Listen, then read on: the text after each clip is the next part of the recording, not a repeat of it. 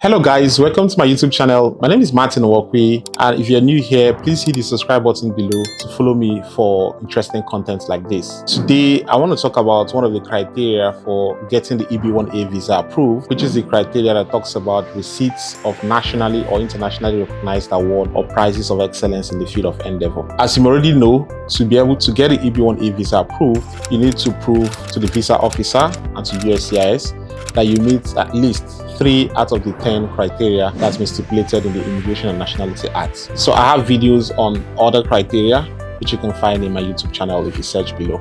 So in writing your petition and claiming these criteria, the first thing they want to do is to very quickly provide evidence that you actually received an award or a prize in your field. And the best way to show that is to provide a certificate if you have one, or a plaque if you are given one, or a media publication listing your name and the particular award or prize that you won. If you have any of these 3, you can quickly get it out of the way. And then the second thing you want to do is to show that the award or the prize that you receive has national or international recognition. And how do you show this?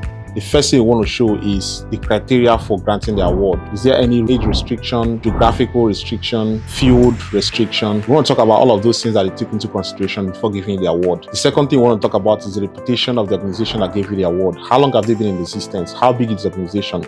Who is behind the organization? Who is funding it? All of these things will help to give the visa officer an idea of the kind of organization that gave you the award. The third thing you want to talk about is how many persons or who exactly was considered for the award. Is there a list of nominees for the award? How many other persons were selected for the award? You also want to talk about how many persons were granted the award. So is it an award that is being granted to just one person in the entire year, or are there other people also got the awards alongside you? Because the idea is the smaller the number of awardees, the more restrictive and the more expected also the award is. And so the officer wants to get all of this context in order to make a determination if the particular award that you claim meets this criteria or not. And lastly, you also want to talk about previous winners. So if there's a list of people who have won this award in the past, who have gone ahead to do amazing stuff in their field, you want to go to the internet and search for people who have won this award and also talk about their profile. And then lastly, you also want to provide evidence to show that the reason why you got the award was as a result of the excellence in the field. So you wouldn't be a software engineer and you're claiming an award in creative arts. Even though you're in receipt of that award, for the purposes of the EB1A visa, it has to be excellence in your field.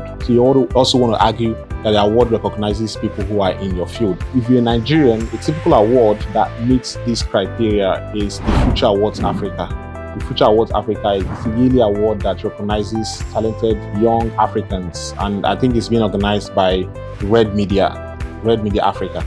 So if you're in receipt of such an award, because of the prestige of the organization behind it, number of people they've given the award in the past, all the media recognitions they've had, and the fact that they've been able to sustain this award over so many years, it will be very easy for you to meet this criteria if you're able to provide all of the documentation and exhibits to prove that you're a recipient of this award. So one of the things that have come up very often, and I hear people ask, is what happens when you're in receipt of a team awards? So you enter into a competition, for example, with maybe 2 other persons, and the award is being granted to Team ABC. Are you able to claim that as an award for the purposes of EB1A? Yes, the answer is yes. Sometime last year, USCIS released a guideline where they talked about how they evaluate awards and prizes, and they stated very clearly that if you're in receipts of a team award and you can show very clearly via actual documents, exhibits, that